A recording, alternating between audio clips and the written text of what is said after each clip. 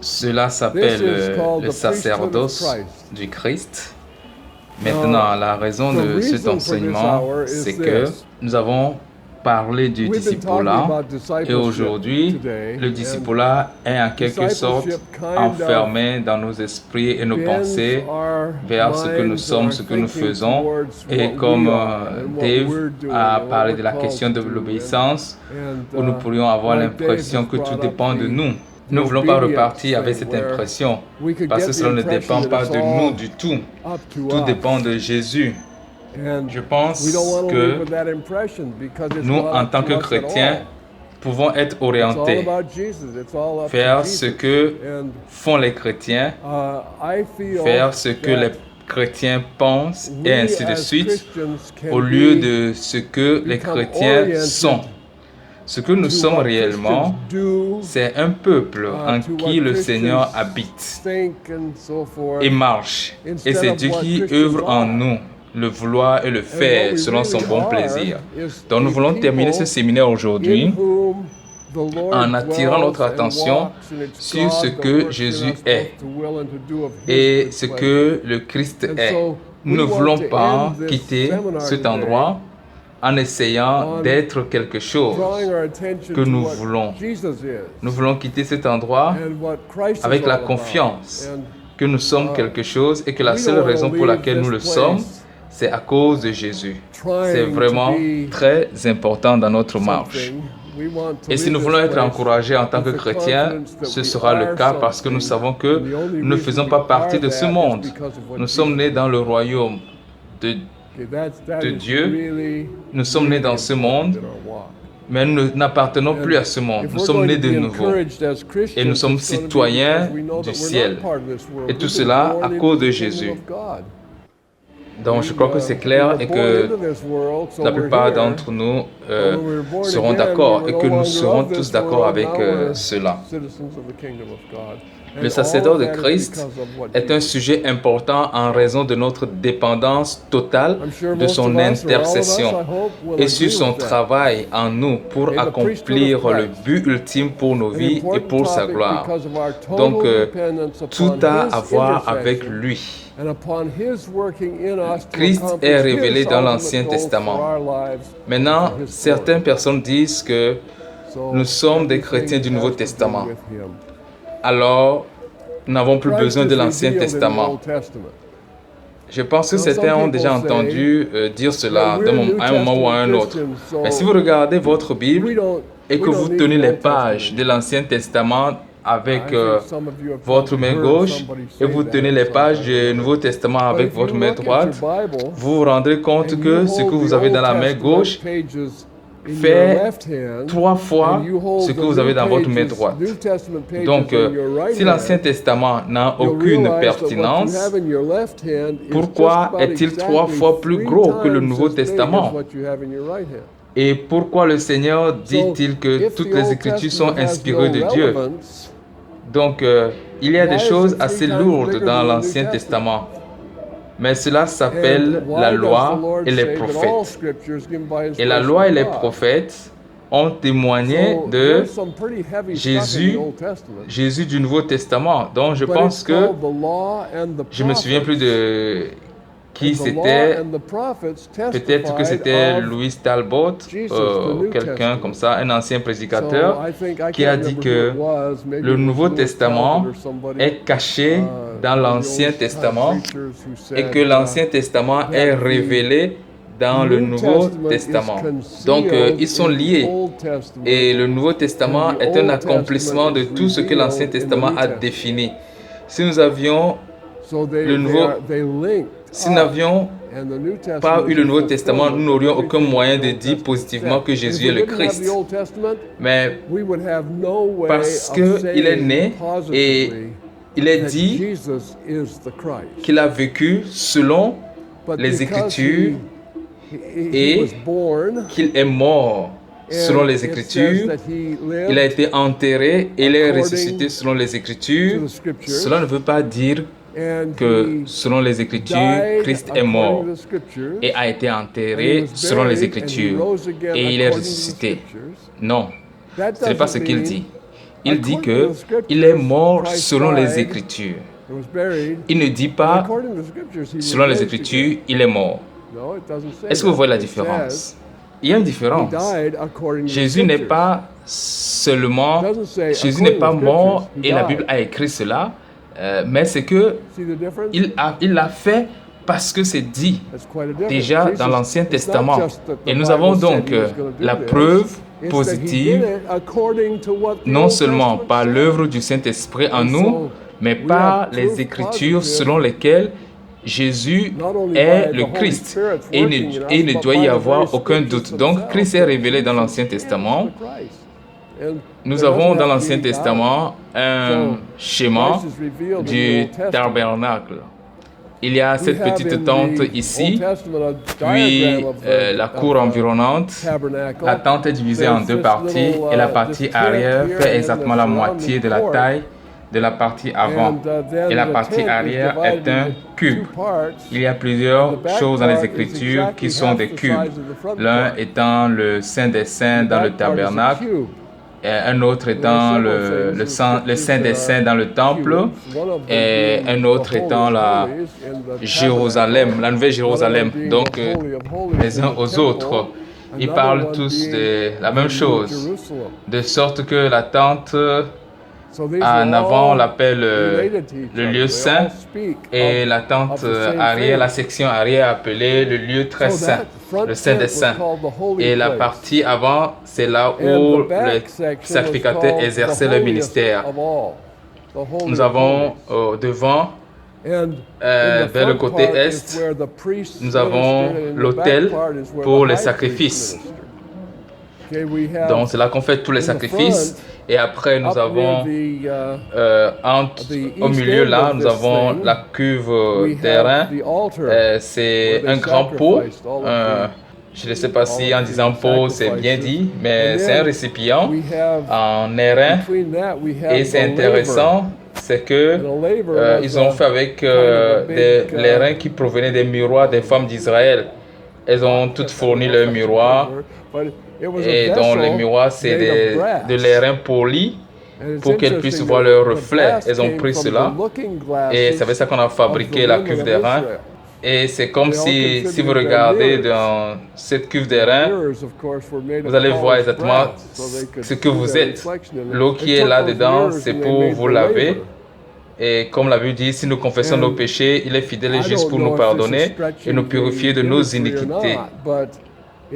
De toute façon, les sacrificateurs, entre chaque opération, ils avaient l'autel de sacrifice et le lieu saint. Donc, entre les deux, ils se lavaient les mains, les pieds. Donc, nous sommes continuellement purifiés. Nous sommes purifiés une fois pour toutes, mais nous sommes continuellement aussi purifiés au fur et à mesure que nous parcourons nos ministères, au fur et à mesure que nous accomplissons notre travail quotidien. Nous nous lavons constamment. Comme il le dit, si nous confessons nos péchés, il est fidèle et juste pour nous pardonner de nos péchés. Et ensuite, dans le lieu saint, il y avait la table de pain de proposition. Et quand vous passez devant l'autel, par hasard, c'est un peu comme si vous parcourez l'évangile de Jean. Vous arrivez à la première partie, vous voyez l'agneau de Dieu qui prend le péché du monde et vous marchez. Vous traversez la cuve d'airain et vous entrez dans le lieu saint. Là, c'est dans le Jean chapitre 3. Vous avez la table de pain de proposition où Jésus est le pain de vie. Et dans le 6e chapitre de Jean, 7e et 10e chapitre de Jean, il dit « Je suis la lumière du monde ». Là, vous voyez le chandelier. Vous remarquez le chandelier a 7 tiges. Le premier, c'est une tige, et puis qui est au milieu, puis on a 6 branches autour. Donc Jésus dit aussi qu'il est la vigne, et nous sommes les sarments. Et Jésus est aussi la lumière du monde. Et nous sommes la lumière du monde aussi. Donc, nous avons 6 branches, 6 qui représentent l'homme, et Jésus qui s'ajoute 7, donc qui fait la perfection. Et c'est la seule lumière dans le lieu saint. Donc, ce sont les images de l'Église. Et quand vous arrivez au voile, la ligne entre le lieu saint et le lieu saint et le saint des saints, on a un petit autel là-bas qui est appelé l'autel du parfum. Et c'est un endroit où il brûlait du parfum tous les jours, matin et soir. Et puis, dans le livre des Hébreux, c'est comme l'encens, l'encens, le parfum appartient, se trouve dans le lieu très saint. Il dit que cela longtemps m'a intrigué quand j'ai eu cette impression en lisant le livre des Hébreux. Et alors qu'il parle du parfum, l'encenseur que le sacrificateur transporte dans le lieu saint, dans le lieu très saint une fois par an. Et il brûle le parfum devant l'arche de l'Alliance. Et donc, dans le Saint des Saints, dans le lieu très saint, il y a l'arche de l'Alliance et le propitiatoire. À chaque extrémité du propitiatoire, il y a les chérubins qui couvraient le propitiatoire et ils appliquaient, et le sacrificateur appliquait le sang sur le propitiatoire une fois par an. Et Dieu leur parlait depuis le propitiatoire afin qu'ils entendent réellement Dieu parler. Et ainsi, cela se produisait une fois par an et Dieu leur parlait. Et donc, toute cette image est l'image du sacerdoce du Christ. Je ne sais pas si je comprends parfaitement cette image, je ne sais pas si je comprends parfaitement tout ça, mais je suis sûr qu'en général, l'image est assez claire. Les sacrifices faits, le sang est offert, la cuve des reins du pardon, et Jésus-Christ qui est la table de pain, Jésus qui est le pain, qui est la lumière du monde, le parfum qui signifie l'intercession, la prière, et le propitiatoire, là où le sang est versé. Et je crois que c'est ce que Jésus a fait. Il est venu, il est mort, il est parti se présenter devant le Père, et là, il intercède pour nous. Quand vous lisez Exode et Lévitique, si vous pensez que, est-ce que j'arriverai un jour à lire ces livres et à finir? C'est comme si, en lisant ces livres, vous marchez péniblement dans le désert. Mais pourquoi ne pas trouver des images, des traces de Jésus dans ces passages-là? Et là, vous allez penser que, waouh, ça c'est une véritable oasis. Voici Jésus en plein milieu de tout cela. Certains d'entre eux sont répétés encore et encore, mais lisez tout. C'est ce qui m'est arrivé une fois. Je vous l'ai déjà raconté tant de fois. Il y a certains qui connaissent déjà cela. Mais je vais encore vous répéter cela, car les vieillards ont le privilège de se répéter. Les vieilles dames aussi, et ma femme aussi se répète tout le temps. Mais quand j'ai été sauvé pour la première fois, je me souviens que j'étais un vrai rebelle contre l'Évangile. Jusqu'à la nuit où j'ai été sauvé, Dieu m'a retourné. Et je me souviens que j'ai vu la parole qui dit « Voici, je frappe à la porte, si quelqu'un entend ma voix et ouvre la porte, j'entrerai chez lui, je souperai avec lui et lui avec moi. » Et je me souviens du moment où Christ est entré dans ma vie. Maintenant, je me rends compte que ce n'est pas tout le monde qui est capable de dire à quel moment précisément ou à quelle heure il a reçu le salut. Mais tout le monde qui est sauvé sait qu'il est sauvé. Et quand j'ai reçu le salut, j'ai dit à mon frère qui est celui qui m'a conduit au Seigneur, je lui ai dit que je crois que je suis sauvé. Et il a fouillé dans ma poche et il a sorti mon tout nouveau paquet de cigarettes et l'a jeté dans la poubelle. Il a dit « Gloire à Dieu, Dick, tu n'auras plus besoin de ceci. » Et vous savez, il avait raison. Il ne m'a pas dit que tu ne dois plus fumer, il a juste dit que tu n'auras plus besoin de ce paquet. Et Dieu m'a délivré des cigarettes. Il m'a délivré de la boisson. Il m'a délivré de ma bouche, ma mauvaise bouche. Et c'était merveilleux. C'est comme prendre un bain. Et puis, il m'a dit, Dick, comment aimerais-tu être parfait? J'ai dit, j'aimerais vraiment être parfait, mais je ne sais pas comment. Comment aimerais-tu être équipé pour chaque bonne œuvre? J'ai dit, j'aimerais savoir. Et il a ouvert la Bible à 2 Timothée chapitre 3 versets 16 et 17 et il dit, lis ceci. Alors j'ai commencé à lire. Il a dit, non, lis à haute voix. Et je l'ai donc lu à haute voix et j'ai lu toute écriture donnée par, toute écriture inspirée de Dieu et utile pour enseigner, pour reprocher, pour corriger, pour instruire dans la justice, afin que l'homme de Dieu soit parfait et entièrement équipé pour toute bonne œuvre. Wow. Et il m'a dit, c'est tout ce dont tu as besoin. Et alors j'ai dit, c'est bien. Alors que dois-je faire? Et il a dit, lis-le chaque jour de ta vie. Et je te garantis que tu seras parfait et tu seras parfaitement équipé pour toute bonne œuvre. J'ai dit, eh bien, j'ai essayé de le lire une fois et je ne comprenais rien à ce que je lisais. Il a dit, maintenant lis la Bible. Maintenant tu vas comprendre. Avant tu ne peux pas comprendre, mais maintenant tu vas comprendre. Et j'ai dit, où est-ce que je vais commencer à lire? Il a dit, commence par Matthieu, lis les évangiles.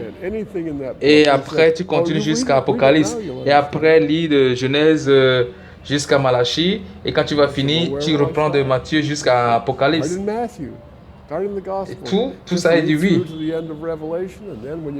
Et c'est ce que j'ai fait. Et j'ai commencé la lecture ce matin-là. C'était un vendredi matin, le 19... non, c'était un vendredi matin, le 1er décembre 1950 à 4h30. Et j'ai trouvé la Bible merveilleuse. C'était le jour-là aussi que je devais commencer un nouveau travail. Et je n'étais même pas encore couché puisque nous avons parlé toute la nuit.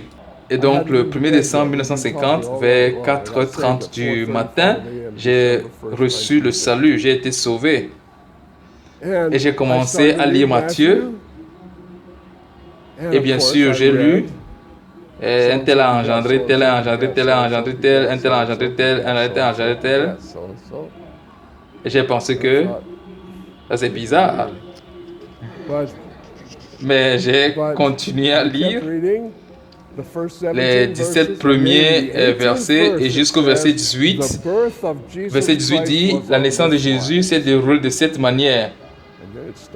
Et puis tout a commencé, j'ai commencé à lire, j'étais fasciné, je ne pouvais plus lâcher le livre, je comprenais ce que je lisais la Bible, chapitre 1, chapitre 2, chapitre 3, c'est 28 chapitres. Et je devais aller au travail à 7h30.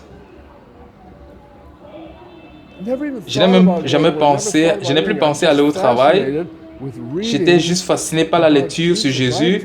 J'avais déjà essayé de lire la Bible autrefois, mais je ne comprenais rien. Mais maintenant que je lis, il y a une personne intéressante, Jésus, et Jésus m'a captivé.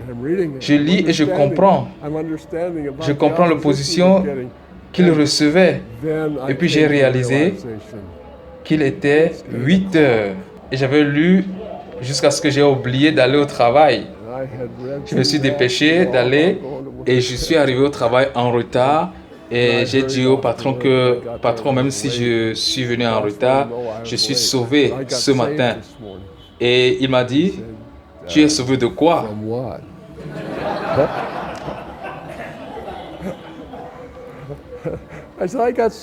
J'ai dit, j'ai été sauvé, je suis sauvé. Il a dit, oh, tu as vu la lumière? J'ai dit, non, je n'ai pas vu de lumière.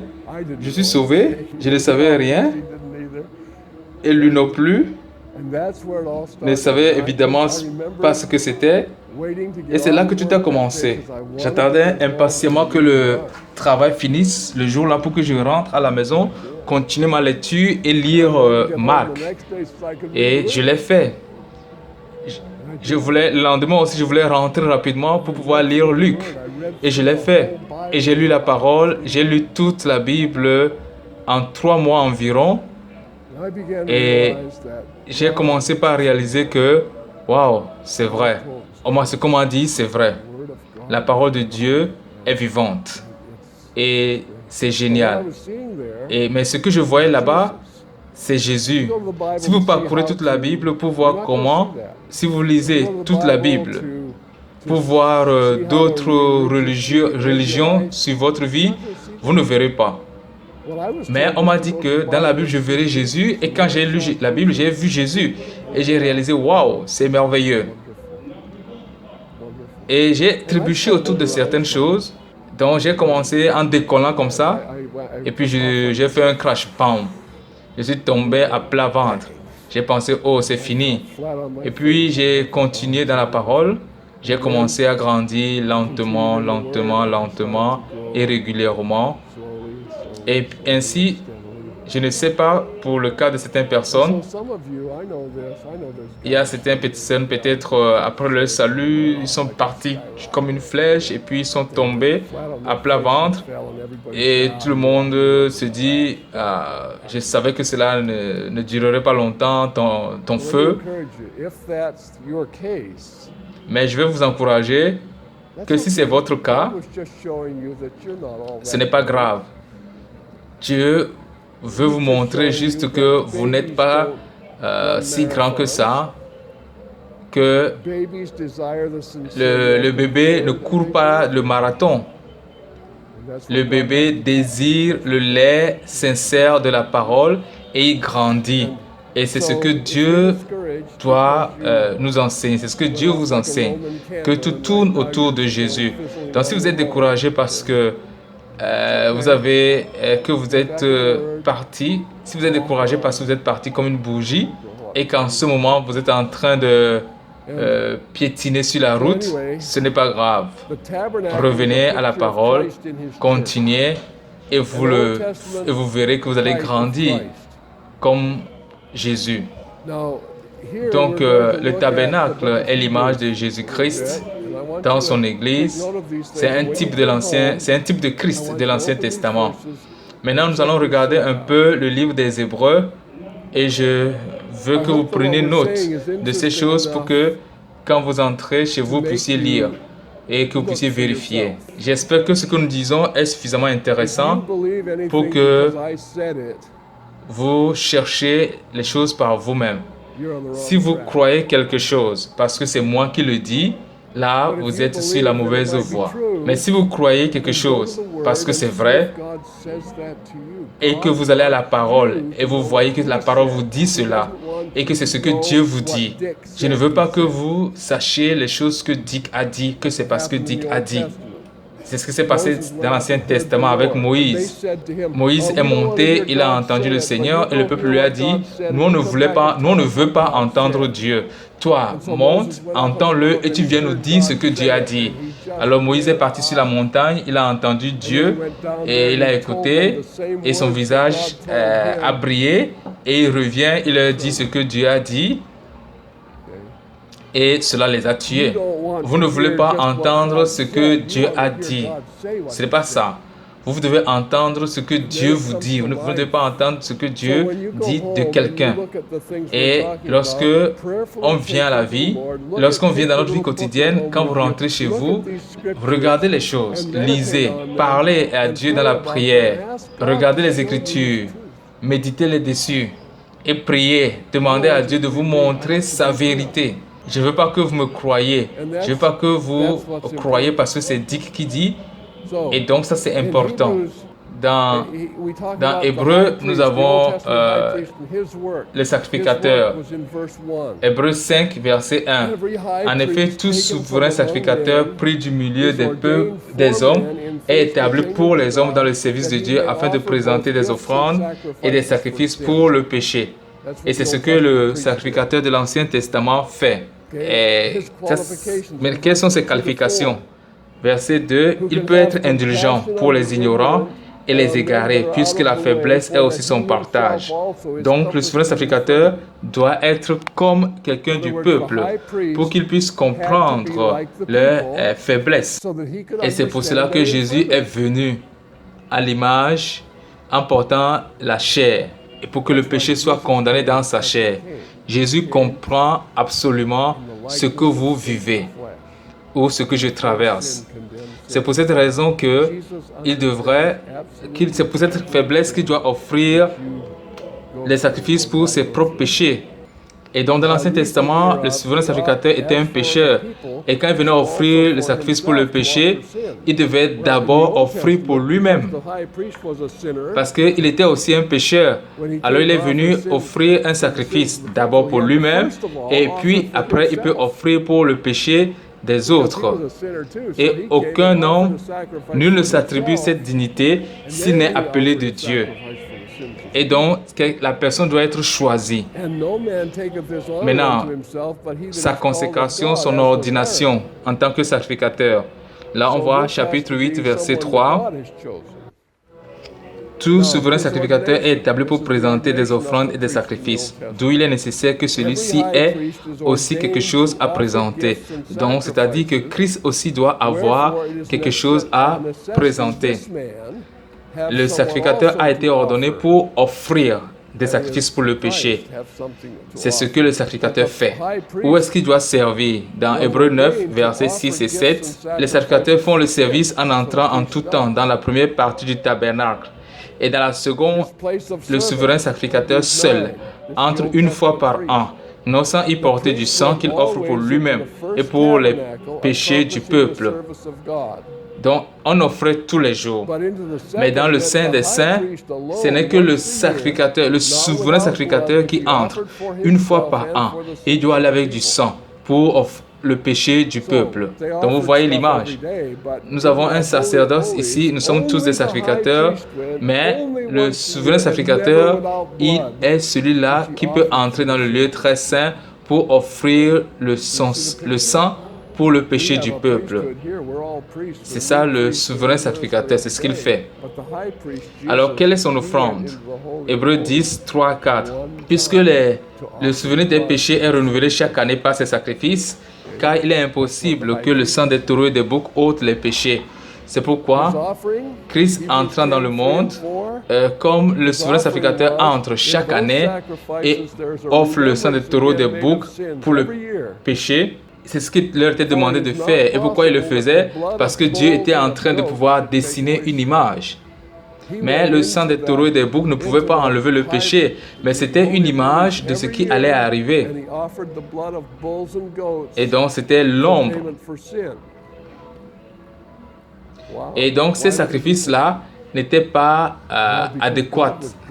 C'est parce que ça ne pouvait pas enlever le péché comme Hébreux 10, verset 4 le dit. Ces sacrifices ne pouvaient rendre personne parfait. Le tabernacle et son service étaient l'image, était une ombre des choses à venir, mais il ne pouvait pas rendre parfait sous le rapport de la conscience celui qui rend ce culte. Donc, l'homme peut pécher et offrir des offrandes religieuses, mais cela ne va pas enlever leur conscience du péché. En fait, cela devient juste un rappel chaque année qu'ils étaient pécheurs. Alors, ils ont péché, ils font des sacrifices, puis ils pêchent une autre année encore, ils vont encore offrir un sacrifice, ils vont pécher encore une autre année, ils vont offrir des sacrifices. Et ce qui se passe, c'est que ce sacrifice religieux humain n'a pas réellement enlevé le péché. Il leur a juste rappelé leur péché. Mais c'était une figure du sacrifice, du seul sacrifice qui viendra enlevé leurs péchés une fois pour toutes, pour leur donner une conscience libre. Maintenant, pensez à ceci. Vous êtes sauvés. Et parfois, nous avons honte de ce que nous avons fait. Est-ce que vous avez déjà eu honte de ce que vous avez fait?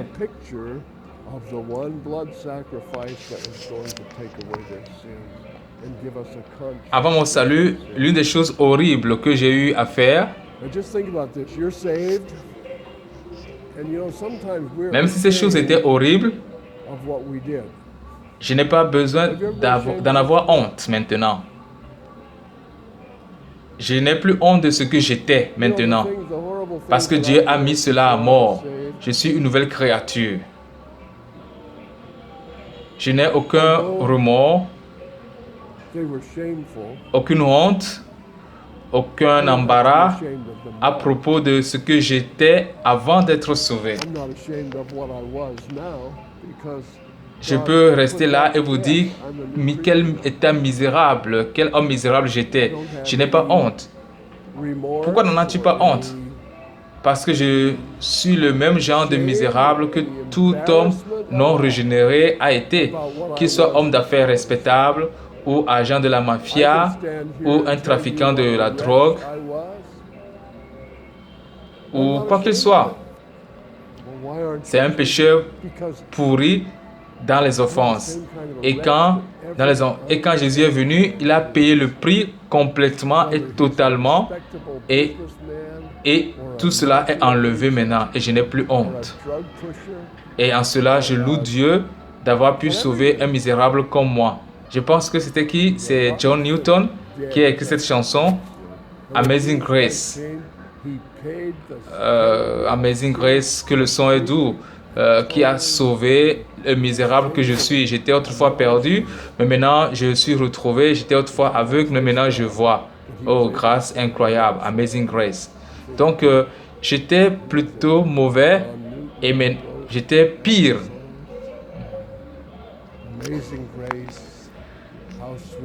Car la loi n'a rien amené à la perfection et introduction d'une meilleure espérance par laquelle nous nous approchons de Dieu. Il y a la clé ici. Il ne dit pas qu'il a apporté une autre expérience, mais il a fait une nouvelle alliance. Et par cette nouvelle alliance, nous nous rapprochons de Dieu. Pourquoi serais-je sauvé et ne m'approcherai-je pas de Dieu? Lorsque Jésus-Christ m'a mis en communion avec Dieu, il a ouvert les portes et il nous invite à venir hardiment devant le trône de la grâce pour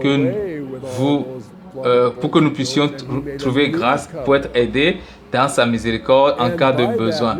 C'est ce que Dieu nous a, c'est à cela que Dieu nous a appelés. Et ce n'est pas une chose fortuite, c'est l'accès au trône du Père, l'accomplissement du Nouveau Testament. Donc Jésus-Christ est notre souverain sacrificateur. Dans Hébreux 9, verset 11, mais Christ est venu comme un souverain sacrificateur des biens à venir. Il a traversé le tabernacle plus grand, plus parfait, qui n'est pas construit de main d'homme, c'est-à-dire qui n'est pas cette création. Il est entré une fois pour toutes, non avec le sang des boucs et des veaux, mais avec son propre sang, ayant obtenu une rédemption éternelle. Donc il a obtenu. Nous ne luttons pas pour l'obtenir, il l'a obtenu. Son œuvre, Hébreux 9, 15. Et c'est pour cela qu'il est le médiateur d'une nouvelle alliance, afin que la mort était intervenue pour le rachat des transgressions commises sous la première alliance. Ceux qui ont été appelés reçoivent l'héritage éternel qui leur a été promis. Héritage éternel. Gloire à Dieu. Nous avons reçu un héritage éternel en Jésus-Christ. Il est notre médiateur. 1 Timothée 2, verset 5. Car il y a un seul médiateur entre Dieu et les hommes, Jésus-Christ, l'homme, qui a donné sa vie comme rançon pour tous. Ce verset, souvent, je l'entends et les gens le citent mal, ce qui crée une grande différence. Donc, je vais relire ce verset et je vais mal le lire. Donc, corrigez-moi quand je vais le lire mal. Car il y a un seul Dieu et aussi un seul médiateur entre Dieu et l'homme, Jésus-Christ homme, qui s'est donné lui-même en rançon pour tous. C'est là le témoin rendu en son propre temps. Alors, qu'est-ce que j'ai mal lu? J'ai entendu une réponse. Maintenant, tu as peur de donner ta réponse? Bien. Il n'a pas dit un seul médiateur entre Dieu et l'homme, mais un seul médiateur entre Dieu et les hommes. Dites-moi quelle différence ça fait.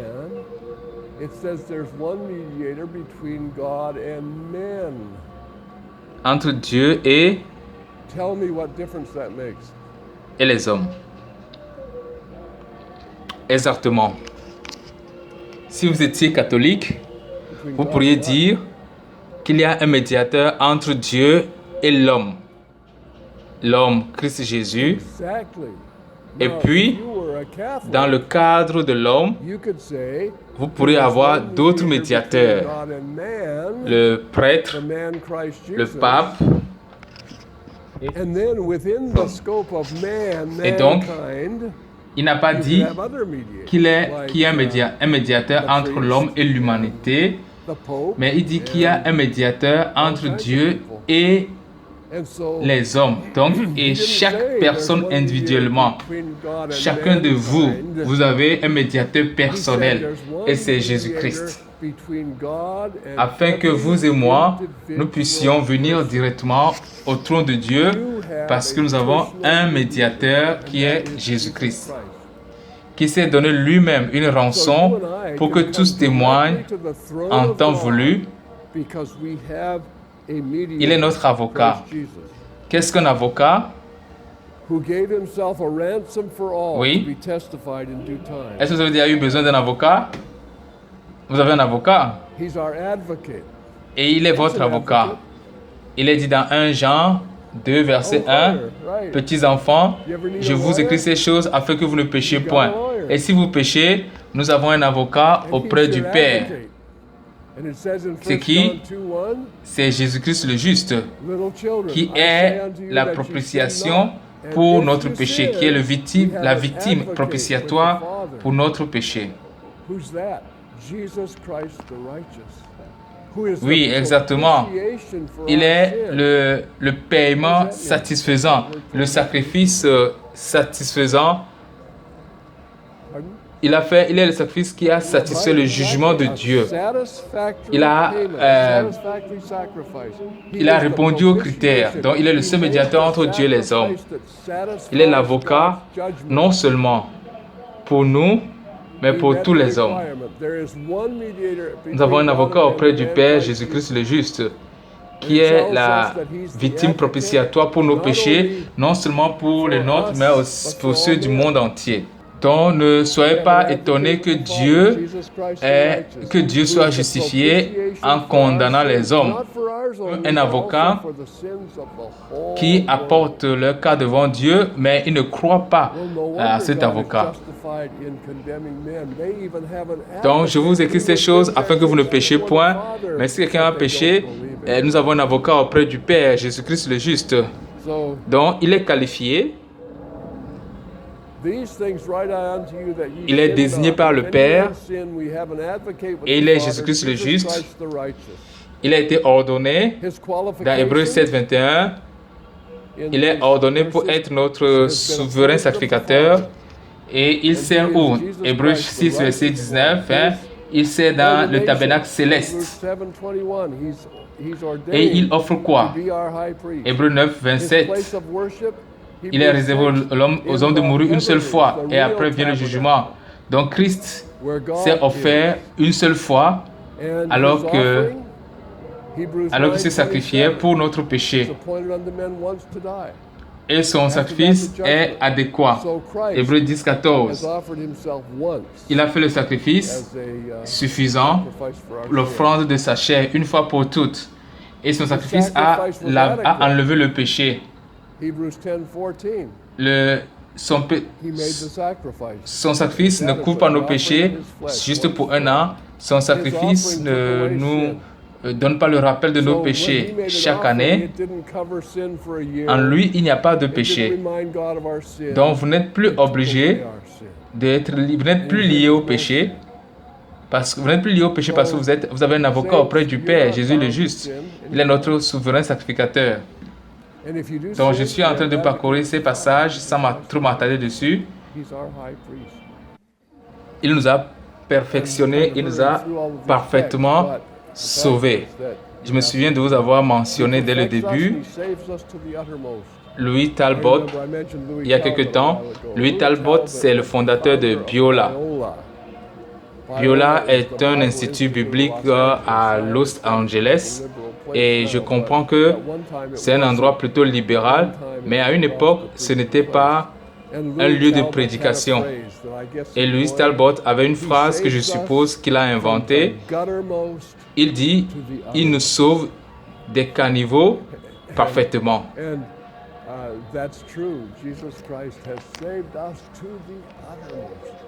Et cela, c'est vrai. Jésus nous a sauvés parfaitement. Donc, vous ne pouvez plus être sauvés. Il nous a sauvés jusqu'au bout. Vous ne pouvez plus être sauvés. Et donc, nous ne sommes pas parfaits. Personne ici ne peut prétendre qu'il est parfait. Je veux que vous compreniez une chose. Vous êtes destinés à être parfaits parce que lorsque nous le verrons, nous serons comme lui, car nous le verrons tel qu'il est. Et l'humanité que nous serons, l'humanité pour laquelle Dieu a créé l'homme en premier lieu, nous le serons. Et donc on peut dire que en réalité nous n'avons même encore rien vu, parce que l'Écriture dit que ce que l'œil n'a pas vu, ce que l'oreille n'a pas entendu, ce qui n'est pas entré dans le cœur des hommes, ce sont les choses que Dieu a préparées pour ceux qui l'aiment. Et une des erreurs que je ne veux pas que vous fassiez, c'est une erreur que beaucoup de chrétiens font. Ils pensent que l'humanité, quand ils pensent à l'humanité, ils pensent à quelque chose qu'ils comprennent. Comme s'ils pensaient que l'humanité est un peu comme Dave. Dave, le bon Dave. Mais l'humanité n'est pas comme Dave. Ce n'est pas comme Dick. Il n'y a que deux hommes dans le cours de l'histoire qui ont été hommes comme Dieu voulait que l'homme soit. L'un d'eux, c'est Adam, et Adam a fini par pécher. Et le deuxième, c'est Jésus. Ces deux hommes, avant la chute d'Adam et Jésus-Christ, les deux sont l'humanité, l'homme tel que Dieu voulait que l'homme soit. Jésus était l'homme que Dieu voulait que l'homme soit. Et maintenant que vous êtes sauvés, vous avez parfois l'impression de trébucher. Mais croyez-moi que quand Christ, Dieu, vous a sauvé, il vous a sauvé avec l'intention de vous faire ressembler à Jésus. Et l'Écriture dit que si vous mourrez aujourd'hui en Christ, vous êtes absent de votre corps. Oh, quel soulagement! Parce que mon corps est plein de péchés. Mais si vous êtes absent de corps, vous êtes présent avec le Seigneur. Et vous êtes où? Dans Hébreux 12, dans la Jérusalem céleste. Dans la foule, dans une multitude des anges, des esprits justes qui sont parfaits. Pourquoi sont-ils parfaits? Parce qu'ils sont libérés de leur chair. À la venue du Seigneur Jésus-Christ, nous allons recevoir de nouveaux corps. Nous allons le voir venir et nous allons devenir semblables à lui et nous le verrons tel qu'il est et nous serons comme il est. Pensez-y, il n'y aura plus de mort, il n'y aura plus de pleurs, il n'y aura plus de douleur, il n'y aura plus de péché. Et c'est le nouveau ciel, la nouvelle terre, où habitera la justice. Et Jésus-Christ nous équipe, les saints. Et c'est là que notre esprit doit être. Notre esprit doit être sur les choses célestes. Ne pensez pas comme le monde, mais pensez comme Jésus-Christ. Il nous perfectionne au maximum. Et c'est lui qui fait le travail. Et dans Philippiens 2:3, et nous, notre réaction, c'est le regarder, le tenir, avoir les yeux sur lui. Nous ne nous regardons pas, mais nous le regardons. Et nous grandissons de gloire en gloire à son image. Et c'est là que Dieu veut nous amener.